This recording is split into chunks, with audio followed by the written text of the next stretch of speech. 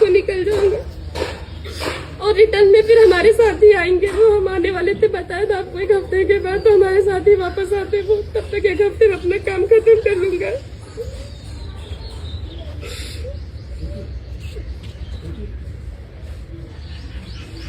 नहीं पता था ये सब हो जाएगा। सब मदद ही करने उठे थे ना, सब मदद करना बहुत बुरा है, ऐसा लग रहा है। बहुत मदद सुनने में आ रहा है कि जिसने मारपीट किया शायद वो 2 लोग थे गोडाउन पे करते थे सर, उसमें से 2 लड़के। उन लोग की रोजी रोटी चलती थी वहाँ से।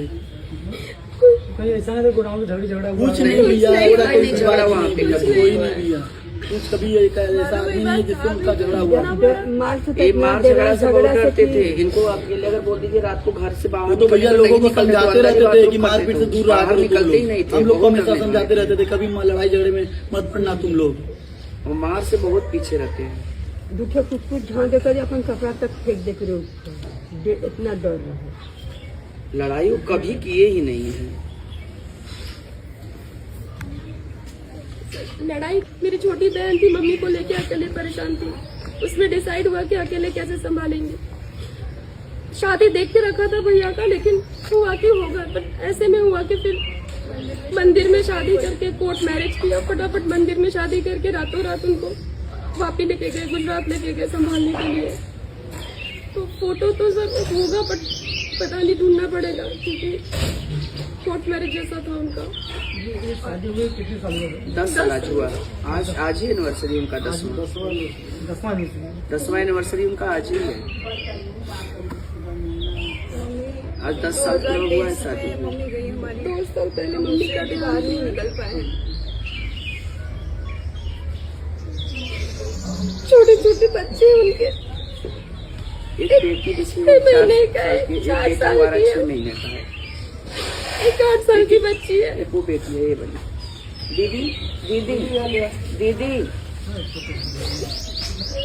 जाने दो। जाने दे बच्चे, नहीं जाए छोटू मत लेके मत बच्चे, छोटे छोटे सब बच्चे हैं। थोड़ा बहुत मार के छोड़ दिए होते, जान से नहीं मारना। अरे मारना ही क्यों था? वो तो पूरे तैयार थे, बाहर निकाल देना, पैर वो तोड़ तो देना पूरा ट्रीटमेंट के एकदम। लिए भी तैयार थे। वो तो ऐसे इंसान थे कि राह चलते अगर कोई बुजुर्ग दिख रहा है तो सर उसको वो गाड़ी में बिठा लेते थे कि चलो मैं आपको ड्रॉप कर देता हूँ। बहुत से सबको गरीबों की शादी में भैया, सबके गरीब की शादी में मदद हम करते बोलते थे कि ठीक है भैया वहाँ पे क्यों करना, आप आ जाइए छोड़ के, यहीं पे गुजरात में ही करेंगे। अरे नहीं, सब बहुत अच्छे लोग हैं, सब अपने लोग हैं, ख्याल रखते। हमें नहीं पता था कि ऐसा ख्याल रखेंगे।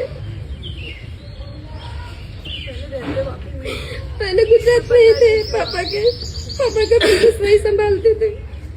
फिर उन्होंने सोचा थोड़ा एक्सपांड करना है, वही बिजनेस उन्होंने यहाँ पे चालू किया था। एक नया बिजनेस भी चालू किया था दोना पत्तल का। नहीं तो गुजरात में हमारा ट्रांसपोर्ट और स्क्रैप का बिजनेस था।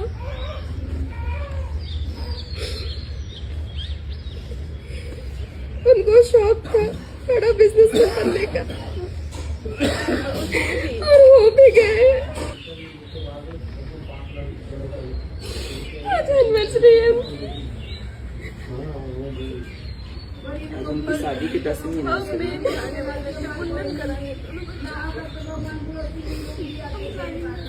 एक हफ्ते के बाद आने वाले थे।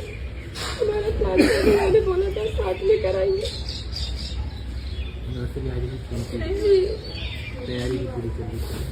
तैयारी मतलब एनिवर्सरी थी, तैयारी हमारी मई की थी कि बच्चे हमको मुंडन कराना था। हम 1 हफ्ते के बाद आते, लेकिन घटना की वजह से हमको कल आना पड़ा।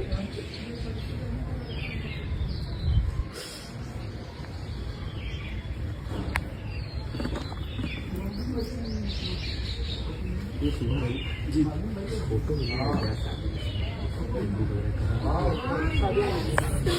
शादी का हमारा 4th स्टेज पे डिटेक्ट हुआ था।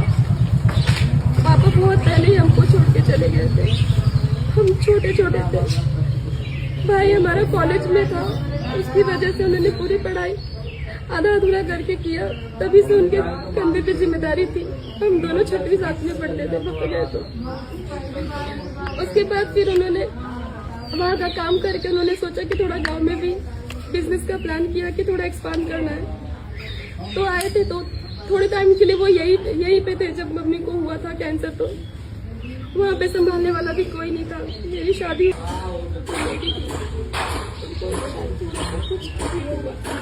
लगा नहीं था उनको, फिर भी वो चेक करने के लिए उतरी थी। मैं पूछ लेता हूँ कि कहीं लगा तो नहीं है। शादी में यही सब को मारना चालू कर दिया। बाकी किसी ने फोन किया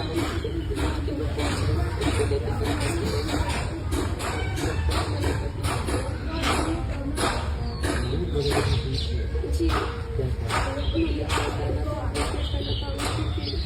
उनका मोबाइल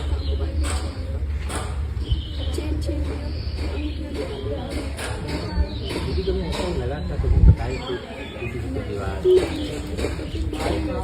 बहुत अच्छा था। उनके साथ मेरे बच्चे के साथ भी बहुत खुश रहते थे। किसी से कभी कोई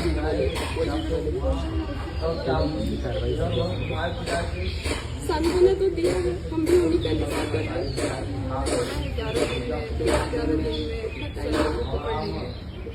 और उन लोग को फांसी इनकाउंटर कर देंगे। इनकाउंटर में ये बात की है, उन लोग को इनकाउंटर किया जाएगा।